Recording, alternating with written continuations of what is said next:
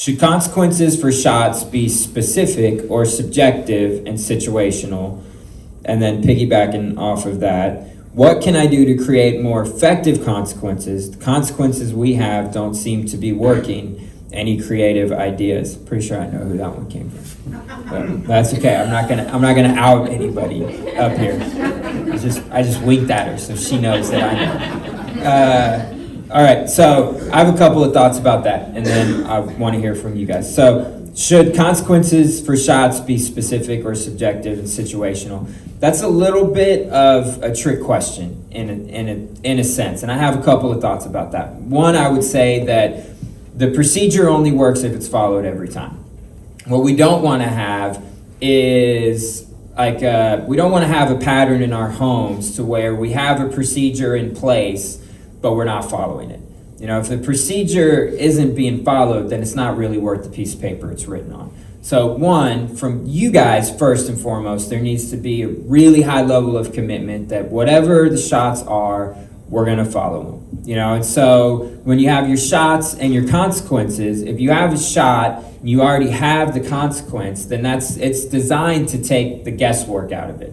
And it's designed to take a lot of the emotion out of it. That's one of the greatest things that the shots does. It's like, this isn't personal, this isn't about me, but this behavior needs to be addressed, and I can respond to it as opposed to reacting. And if I have the shots in place and the consequence, then I just know if A happens, then B happens. I catch you using your phone inappropriately, you lose your phone.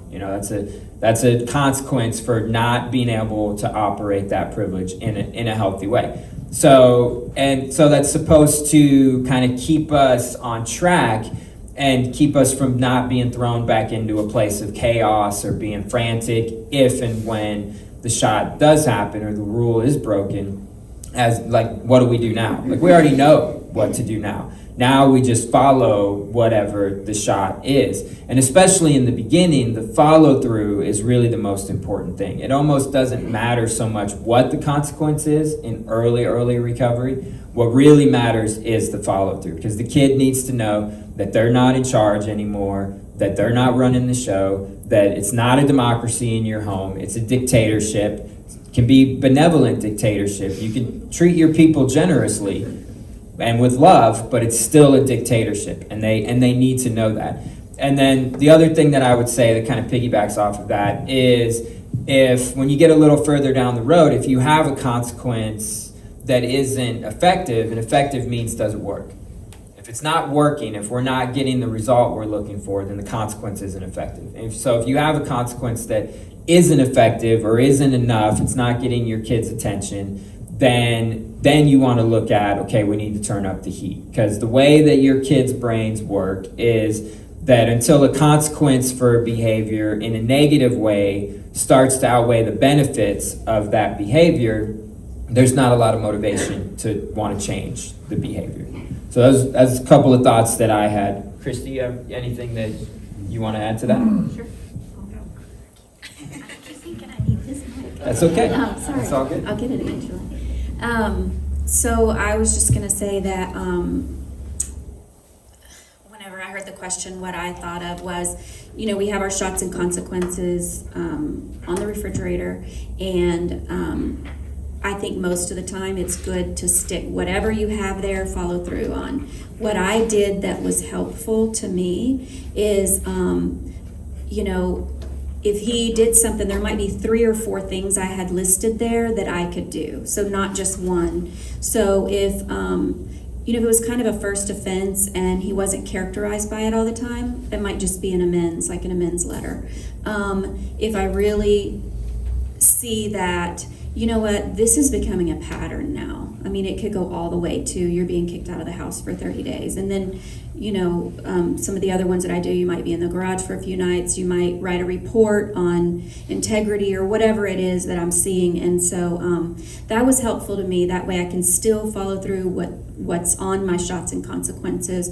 And then I just think that it's important to talk to your sponsor and to talk to the counselors, because there may be something that you want to take a different action for. I just don't think it's black and white.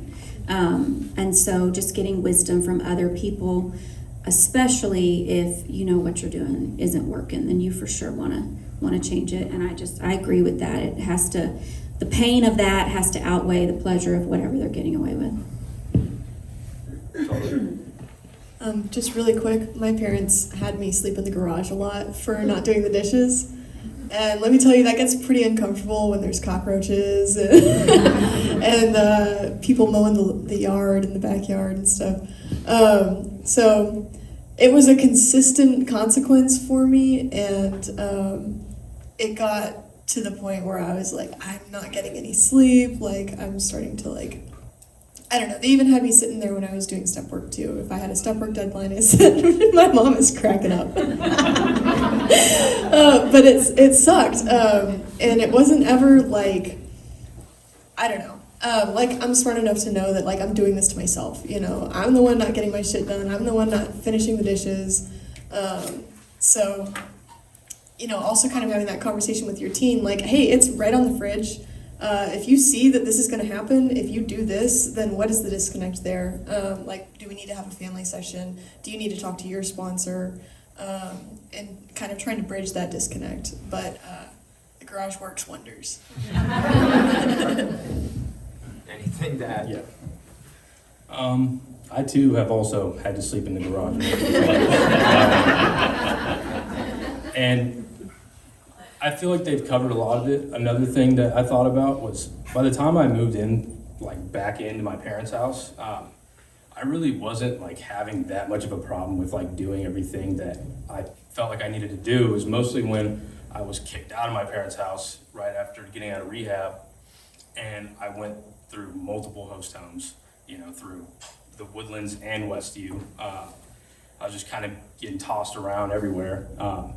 And those shots and consequences are what I appreciate a lot, I didn't really get to see my parents that often. And I did trust that if I did move home, they would, uphold to those boundaries, and they did. But they did not, go easy on me. They weren't forgiving the host homes. And it definitely wasn't an emotional thing or personal. And I think that's what I benefited from the most was, one, I didn't really want to upset these people, and, I guess that doesn't matter, but it was just really consistent. And I also think it's very important, that if you're hosting somebody to do the same thing, it's just as important. And those families, I still remember them, and I still appreciate what they did for me, and that they didn't care if I got mad or if my feelings got hurt.